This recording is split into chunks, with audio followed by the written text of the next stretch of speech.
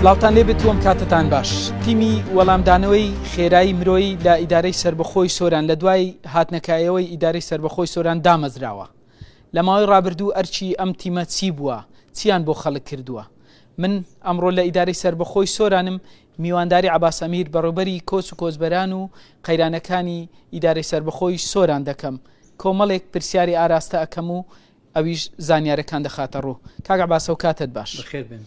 تیمی وەڵامدانەوەی خێرایی مرۆیی ئەرچی چییە؟ چۆنە؟ لە چەند تیم پێکات؟ تیمی وەڵامدانەوەی خێرایی مرۆیی پێویستێکی زەرورێکی زۆرمان پێبوو کە لە ژێر ڕۆشنایی سەرۆکی حکوومەتی هەرێمی کوردستان و وەزیری ناوخۆی حکوومەتی هەرێمی کوردستان و ناوەندی هاوبەشی هەمانگی قەیرانەکان لە ڕێگای لەسەر داواکاری بەڕێز سەرپەرشتیاری ئیدارەی سربەخۆی سۆران لە پێداویستێکی هەنووکەی بوو بۆ هەر شەش قەزا و لە ساڵی 2023 ئەم تیمە لە هاتەکایەوە کە لە 23 کەس لە گەنجانی خۆبەخشی دەڤەرەکەمان پێک هاتووە کە ئەم تیمە بەڕێک و پێکی وەکو سلسلە مەراتب لە تیم لیدەر لە دەستەی کارگەری تیم و ئەندامانی تیم کە لە دەوائری جۆرە و جۆری ئیدارەی سۆران پێک هاتوونە کە لەسەر ڕاستپاردەی و نووسراوێکی تایبەت بە پێکێنانی ئەم تیمە لە سەرۆکاتی ئەنجومە وەزیران بۆمان هاتووە. دەبوایە 4 کەس لە بەڕێوەبەری گشتی تەندروستی و 4 کەس لە بەڕێوەبەری بەرگری شارستانی و 4 کەس لە بەڕێوەبەری کۆچ و کۆچبەران، دوو کەس لە سەرۆکاتی شارەوانی سۆران و 4 کەسیش لە خۆبەخشەکانی سنووری سۆران لە ڕێکخراوەکانی کۆمەلگای مەدەنی و ئەوان باقی ئەفرادیش لە خۆبەخشەکان لە هەر سنفێک بی دەتوانین لەگەر ئەم تیمە پێک بهێنێت تا 23 کەس کە هەر بەم شێوەش ئێمە تیمەکەمان داڕێشتووە مەیدانی ئێستا لە خزمەتی هاونیشتمانیانمان چ لە کارەساتەکان چ لە کارەساتەکانی سروشتی و غیری سروشتی ئەم عەزیزانە لە خزمەتی شاری خۆشەویستمان و هەر 4 قەزاداینە هەر شوێنێک لە هەر 4 وەرزی ساڵ هەر شوێن پێویستیان بەم عەزیزانە بیت ئەوانە لە خزمەتدانە بۆ تەلەفۆنەکانی ئێمەش گویان لە تەلەفۆنی ئیدارەی سربەخۆی سۆران گویان لە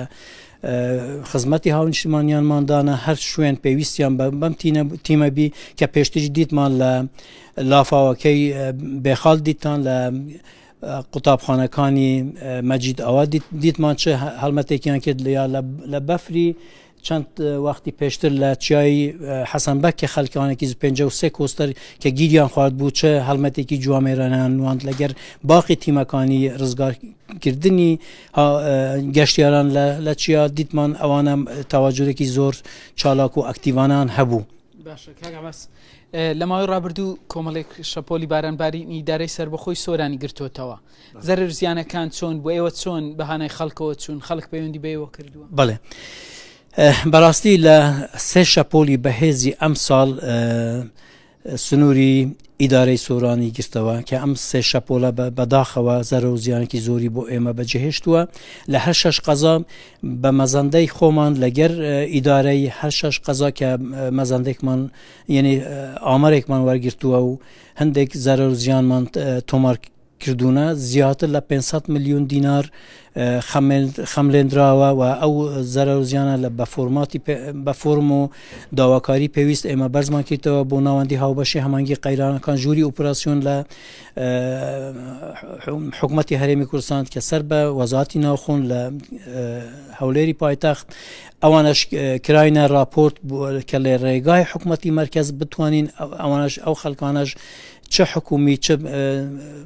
مەشاریعمان هەندێک مەشاریع هەندێک دەواجن هەندێک پرت هەندێک ماڵێکی زۆر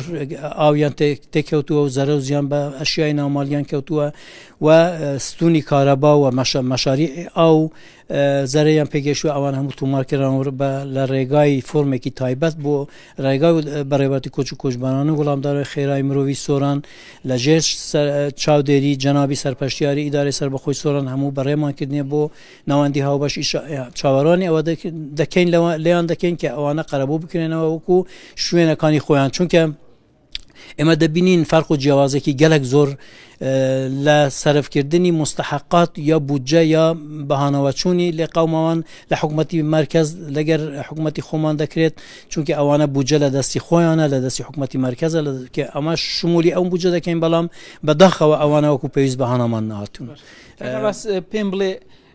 تیمی وەڵامدانەوەی خێرای مرۆیی لەسەر ئەم ئۆتۆمبیلە نووسراوە ئۆتۆمبیلە چی تێدایە؟ بە سوپاسەوە لە ڕێگای لە ساڵی 2023 لە ڕێگای ڕێکخراوێکی خێرخوازی نێودەوڵەتی ئەڵمانی بە ناوی THW کە ڕێکخراوێکی ئەکتیڤ و چالاکە لە پێگەیاندنی تیمەکانی بەهاناوەچوون تیمەکانی بەرگری بۆ ڕزگارکردنی لێ قەوماوان تیمێکی زۆر چالاکە چەندین ڕاهێنانیان بۆ مەدانەوە ئەم سیارەکە ئەو ماشینەکە دەبینین لێرە ئێستا وەکو تیمی وەڵامدانای خێرای مرۆیی لەسەر نووسراوە بەڵێ لە ڕێگە ئەو منەزەمە بۆمان دابین کراوە کە پێداویستی تایبەت بۆ بەهانەوەچوون وەکو لافا وەکو ئاگرکەوتنەوە وەکو بەفربارین وەکو باقی پێداویستی تر کە لەناو ئەو سیارە هەیە موالیداتە ئەنواع حەبل و جەگ و برانکارد و لباسی گەرم و سارد و چەکوچ و بێڵ و هەر شتێک پێویست بە هاوکاری و بە هانەوەچوون هەبی لەنا ئەو سیارە مەوجودە. کاکە باز جگە لە بابەتی وەڵامدانەوەی خێرای مرۆیی بەڕێستان بەڕێوەبەری کۆچبەرانی سۆران ئەگەر پێم بڵێ ژمارەی ئاوارە و پەنابارانەی لە سنووری دارەی سەربەخۆی سۆران چەندن خەڵک گەڕاوەتەوە نەگەڕاوەتەوە؟ پاش شەڕی داعش بەڕێستان ئاگادارن خەڵکانێکی زۆر بۆ ئەوەی سەر و ماڵیان پارێزراوە بیت ڕویان هەرێمی کوردستان کرد کە سنووری ئێمەش بێبەش نەبوو لە هاتنی ئەو هاونیشتمانیانە لە محافزاتی ناوەڕاستی عێراق لە مووسڵ لە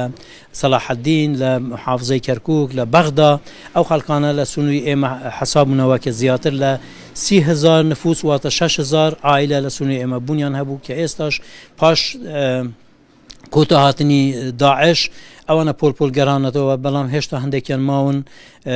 لەبەر ئەمنیەت و لەبەر پارێزراوی سەر و مالیان حاضر نین بگەڕێنەوە هەرچەند گەڕانەوە ئارزومەندانە ئێمە نە بە زۆر دەنێرینە نە بە خورتیش لێرە ڕایان دەگرین بەڵام هەندە پێیان خۆشە لە سنووری ئێمە ببینەوە هێشتا بوونیایە زیاتر لە 150 عائلە ماون ئاوای تریشمان هەنا کە وەکو پەنابەر لە سنووری ئێمە بوونیان هەیە زیاتر لە 360 عائلەی سووری ئەو برا پەنابەرانەی ئاوای کوردستان کەواتە لە سنووری ئێمە بوونیان هەیە ئەوانش چاوەڕوانی گەڕانەوە هەیە لە وڵاتی ئەوانش ئەمانی بەرقەرابیت ئەوانش خۆلیای گەڕانەوەن کەسانی کەیسی تریشمان هەیە وەکو ئەو برا پەنابەرانەی کە لە نەکسەی شۆڕشی ئەیلول لە ساڵی 1975 ئاوارەی وڵاتانی دەوروبەر ببوون گەڕانەوەی ئەوانش بەردەوامی هەیە پاش ئەو قەیرانانە هەندێک وەقفەی تێکەوتووە یعنی گەڕانەوەیان لە وڵاتی ئیران ئێستا لەسەر خۆیە لەبەر ئەوەی ئەو قەیرانە مالیە کە لە ڕێگای نەیاران بۆ ئێمە دروستکەوە تاسی لە گەڕانەوەی ئەوانش کراوە لەبەر ئەوەی ئێستا کێشەی سەکەن و کێشەی بژیوی ژیان بۆ خۆیان و بۆ ئێمەش کە لێرە دەبینین وەزعکە بەچەن بۆ ئێمەیان تۆمار کردووە هیوادارین ئەو وەزع کۆتایی پێوێت ئەوانش بە زەیدی بۆ باپیرانیان کە خۆلیای گەڕانەوەن شاد ببنەوە. باشە دوایین پرسیارمەمە ئەبێ لێرە کە هاتنە ژوورەوە خەڵکێکمان بینی کە خەڵکی ناو سۆران بوون ڕویان لە بەشەکەی ئێوە کردبوو ئەم کەسانە بۆ چمە بەستێک سەردانیان ئێوەکەن ئایا بە تەنها کۆچبەرەکان سەردانی ئێوەکەن ئاوارەکان سەردانی ئێوەکەیان خەڵکی تری ناو سۆرانش بۆ چ دێن وە چ داواکاریان؟ بەڵێ بەڕاستی ئیدارەی سەرپشتی ئیدارەی سەربەخۆی سۆران یا ئیدارەی سۆران کە تەمسیلی هەش قەزا دەکات لێرە ڕەحم و محبەت و چەتری گەورەی حکوومەتی هەرێمی کوردستان بەسەر خەڵکی خۆماندا پان کراوەتەوە ئەوەی لە ئیمکانیاتی خۆیاندایە ئەوەی لە ڕێگای ئیدارەی سەربەخۆی سۆران لەگەر منەزەماتی خەیریە و منەزەماتی عالەمی لەسەر خەتین ئەگە بتوانین شتێکی زۆر کەمیش کە وەڵام دەرەوەی معاناتی ئەو خەڵکە بین هەژار و فەقیر و سقەت و لێ قەوما و ئەوانەی خاوەن پێداویستی تایبەتن ئێمەش بە حەدی توانای خۆمان ناوی ئەوانە تۆمار کردووە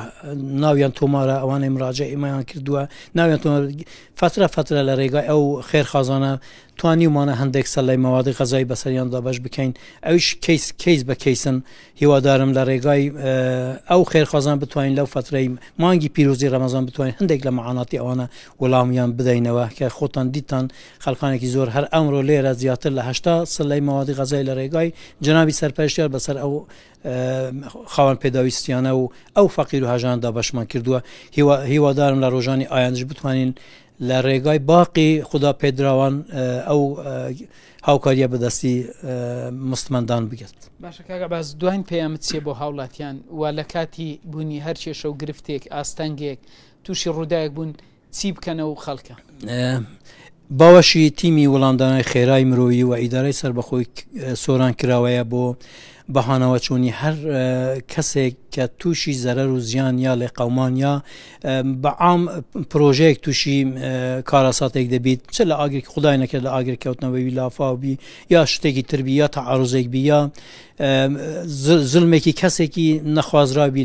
لەیان بکرد تیمەکەمان ئاگادار بکەن لە ڕێگای ئیدارەی سەربەخۆی سۆران بەهانەوەن دەچین و ئەوەی لە توانامان دەبی بۆیان دەکەین و لە ئەوەی نەشکرا ئێمە لە ڕێگای دام و دەستگەکانی پەیوەنددار ڕادەسپێرین بۆ ئەوەی بە زووترین کات بەهاناویان بچین. دەستەکان خۆش ئەوا سەمیر بەڕوبەری تیمی وەڵامدانەوەی قەیرانەکان خێرای مرۆیی لە ئیدارەی سەربەخۆی سۆران باسی لە کۆمەڵێک پرس کرد لەبارەی ئاوارە و کۆچبەران و ئەرچی ئەو تیمەی کە ئەوان لە دوای هاتنەکایەوە ئیدارەی سەربەخۆی سۆران ئەرچی ئەوان چ بووە و پەیامی بۆ هاوڵاتیان هەبوو بەڵێ.